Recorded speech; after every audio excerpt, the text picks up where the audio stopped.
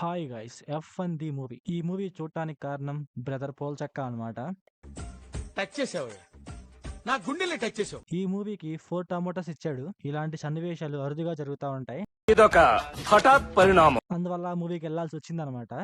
And మనం పోలచక్క movie review చూసే మూవీకి వెళ్ళాను కాబట్టి రేటింగ్ గా టమోటాస్ ఇస్తాను. ఎంత ఇస్తానో ఏంటో చూద్దాం.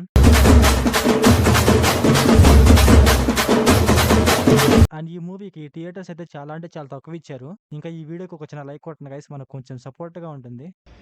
ఓకే ఓకే ఇంకా ఈ మూవీ ప్లాట్ లైన్ ఏంటంటే చాలా సింపుల్ గా చెప్పేస్తా. మన హీరో 30 ఇయర్స్ బ్యాక్ చేయలేనిది ఇప్పుడు చేద్దామని వస్తాడు. అసలు మన హీరో ఏం చేశాడు, ఏం చేద్దాం అనుకున్నాడు అని మనం మూవీలో చూస్తాం.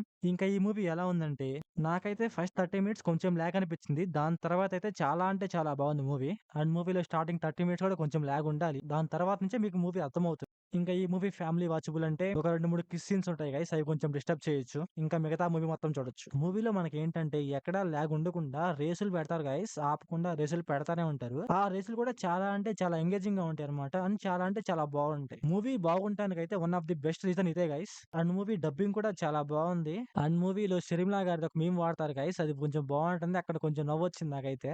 మనకు మూవీలో ప్రతి రేసింగ్ లో నెక్స్ట్ ఏం జరుగుతుంది అనేసి బాగా బిల్డ్ చేస్తారు గైస్. అందువల్ల రేసింగ్ సీన్స్ లో మనకు అసలు ల్యాగ్ ఉండదు. ఆ రేసింగ్ సీన్స్ లో బ్యాక్గ్రౌండ్ స్కోర్ ఉంటది మామ, చాలా అంటే చాలా బాగుంటది. అండ్ ఆ రేసింగ్ సీన్స్ కూడా చాలా అంటే చాలా రియలిస్టిక్ గా ఉంటాయి.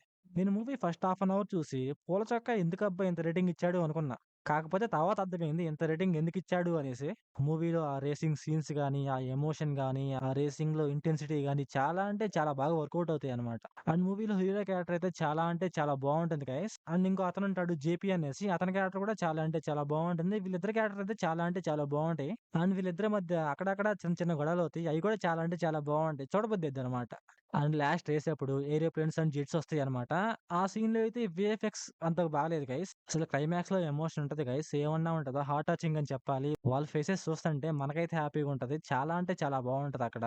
ఇంకా మూవీలో స్క్రీన్ ప్లే అండ్ డైరెక్షన్ అయితే చాలా అంటే చాలా బాగుంటది. రేసింగ్ సీన్స్ లో డైరెక్షన్ అయితే చాలా అంటే చాలా బాగుంటుంది.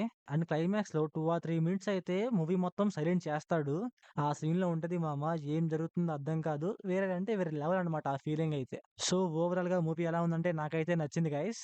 మనం ఎలాగో పూలచక్క రివ్యూ చూసే వెళ్ళాం కాబట్టి రేటింగ్ గా టొమాటోస్ ఇద్దాం. సో ఓవరాల్ గా నా రేటింగ్ వచ్చేసి 4.5 టమోటాస్. ఎందుకంటే నాకు యాక్చువల్ గా కార్స్ అండ్ ఇలాంటి మూవీస్ అంటే చాలా ఇష్టం గైస్. అండ్ చివరిగా పూలచక్క బ్రదర్ చాలా అంటే చాలా థ్యాంక్ యూ ఇలాంటి మూవీ సజెస్ట్ చేసినందుకు.